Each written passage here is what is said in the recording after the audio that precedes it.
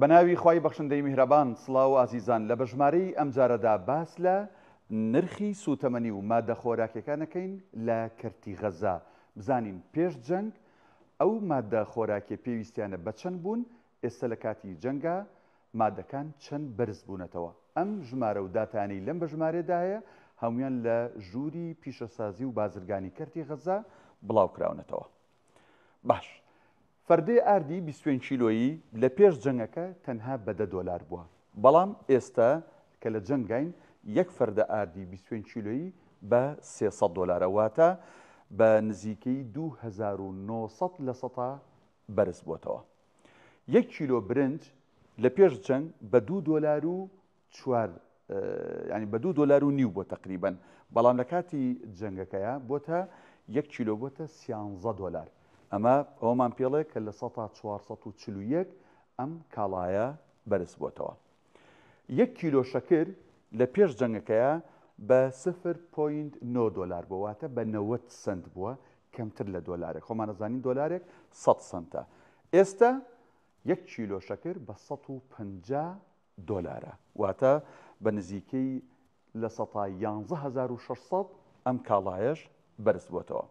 بزانین زەید کە پێداویستێکی ڕۆژانەیە 1 لیتر زەید لە پێش ئەوەی کە جەنگەکە ڕوو بدات بە $2.70 بووە، باشە، بەڵام ئێستا بە $13.5 واتە بە ڕێژەی لە 370 1 لیتر زەیتیش بەرز بووەتەوە. بەنیسبەت تەماتەوە کە بابەتێکی پێداویستی ڕۆژانەیە لە پێش جەنگەکەیە بە $0.6 واتە بە 60 سنت بووە.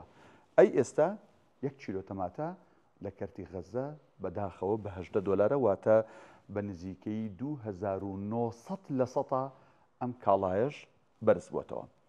یەک کیلۆ پەتاتە لە پێش جەنگەکەیە بە 60 سنت بووە واتە نەگەیشتۆتە دۆلارێکیش، بەڵام ئێستا یەک کیلۆ پەتاتە بە $10.5 واتە بە ڕێژەی لە 1650 ئەمیش بەرز بووەتەوە. شیری منداڵ کە لەو کەسانی کە گیانیان لەدەستداوە کە تا ئێستا نزیک بە پێی داتای فەرمی نزیک بە 120 کەس گیانیان لەدەستداوە تەنها بە برسێتی، نزیکی 70 بۆ 80 کەسیان منداڵە. پێش جەنگ یەک قوتو شیری منداڵ بە $7.5 بووە، ئەی ئێستا یەک قوتو شیر بە $40، ئەمەش لە 433 بەرزبوونەوەی بەخۆیەوە بینیوە.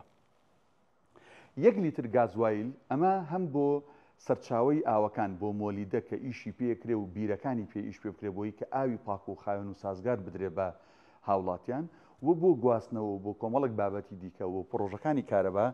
یەک لیتر گازوایل پێش جەنگەکە بە $1.5 بووە، بەڵام ئێستا یەک لیتر بە $20 واتە بە ڕێژەی 1320 لە سەدا ئەمیش بەرز بووەتەوە.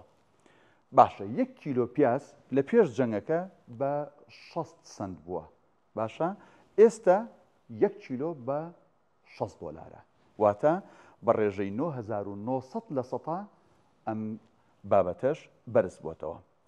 دار کە لە کەرتی غەزە بە کیلۆیە بۆ پێداویستی بۆ تەنورە بۆ هەر بابەتێکی دیکە بێکە بەکارەهێنرێ، لە پێش ئەوەی جەنگەکە ڕووبات یەک کیلۆ دار بە 15 سنت بووە، بەڵام ئێستا بە چەنەیە؟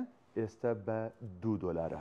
ئەم کاڵایەش تقریباً 1233 لە سەتا بەراورد بە پێشجەنگ بەرز بووەتەوە. ئەمەی کە باسمان کرد لە بەژماری ئەم جارەدا چی بوو؟ نرخی سوتەمەنی و مادە خۆراکی سەرەکیەکانی ڕۆژانەی هاوڵاتیان بوو لە کەرتی غەزا لە پێش جەنگ و لە ئێستایا کە لەناو جەنگین کە چەند بەرز بووەتەوە. ئەبێ ئێستا ژیانی خەڵک لە چه ئاستێکا بێ بەو نرخە بەرزانەی کە هەیە. وەک گوتمان ئەم داتا و ژمارانە لە ژووری پیشەسازی و بازرگانی کەرتی غەزا بە فەرمی بڵاوی کردوونەتەوە و ئێمەش لەم بەژمارێدا سوودمان لێ